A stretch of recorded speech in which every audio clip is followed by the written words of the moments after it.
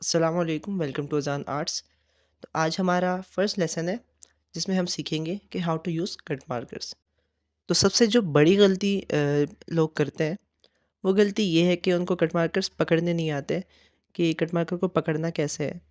तो जब आपको कट मार्कर पकड़ना ही नहीं आएगा तो ज़ाहिर सी बात है देन आप उसको यूज़ कैसे करेंगे अच्छे से। तो सबसे पहला काम है वो आपको कट मार्कर को पकड़ना आना चाहिए कि आपको किस तरह से कट मार्कर को पकड़ना है। उसके बाद फिर यूज़ की तरफ आएंगे। तो आज के लेसन में हम यही सीखेंगे कि कट मार्कर को हमने यूज़ करने से पहले पकड़ना किस तरह है और इसी से रिलेटेड जो भी बेसिक्स होंगी वो हम आज के इस लेसन में सीखेंगे।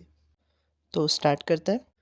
तो इस वक्त मेरे पास मास्टर के मार्कर्स मौजूद हैं और ये मास्टर का 614 मार्कर है।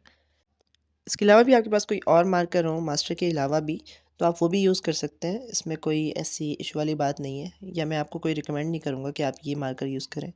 आप कोई भी मार्कर यूज़ करके ऐसी राइटिंग कर सकते हैं।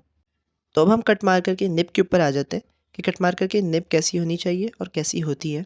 तो ये हमारा कट मार्कर है और आप इसकी निब देख सकते हैं कि किस तरह से कट हुई हुई है। एक साइड थोड़ी सी जो है ऊपर है और एक साइड थोड़ी सी नीचे है। इसी तरह ये दूसरा कट मार्कर है, ठीक है, इसकी निब भी देख सकते हैं आप। तो अब बात करते हैं कि कट मार्कर को हमने पकड़ना कैसे है यूज़ करने से पहले, ठीक है।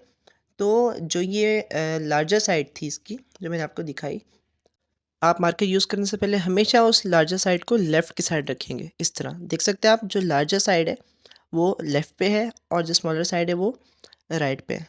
आप इस तरह से मार्कर पकड़ेंगे कि निब का लार्जर पार्ट जो है वो लेफ़्ट पर रहे और जो है स्मॉलर पार्ट वो राइट पर रहे, इस तरह से, ठीक है। अगर आप लेफ़्ट हैंडेड हैं तो फिर आप जो लार्जर पार्ट है उसको इस तरह राइट साइड पर रखेंगे।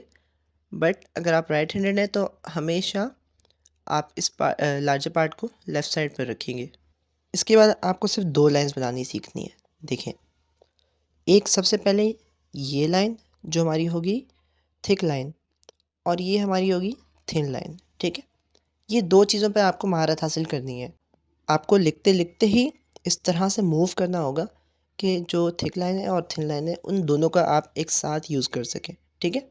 तो ये बार-बार आप जब इस तरह लिखेंगे तो आपको अच्छी खासी इसकी प्रैक्टिस हो जाएगी। तो मैं आपको लिख कर दिखाता हूँ इन दोनों थिक और थिन लाइन का कॉम्बिनेशन, ठीक है।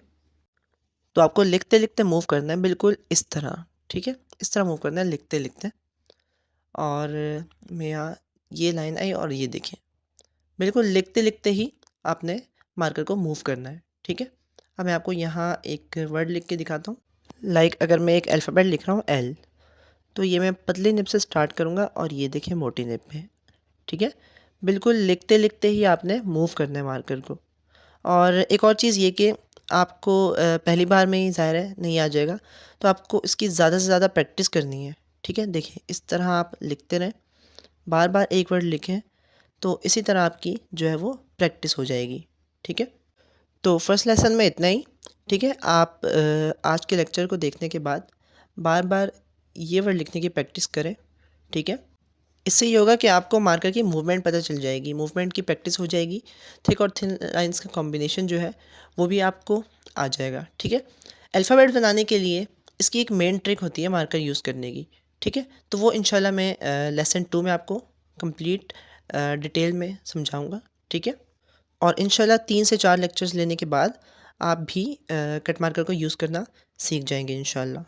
तो मिलते हैं नेक्स्ट वीडियो में। अल्लाह हाफ़िज़।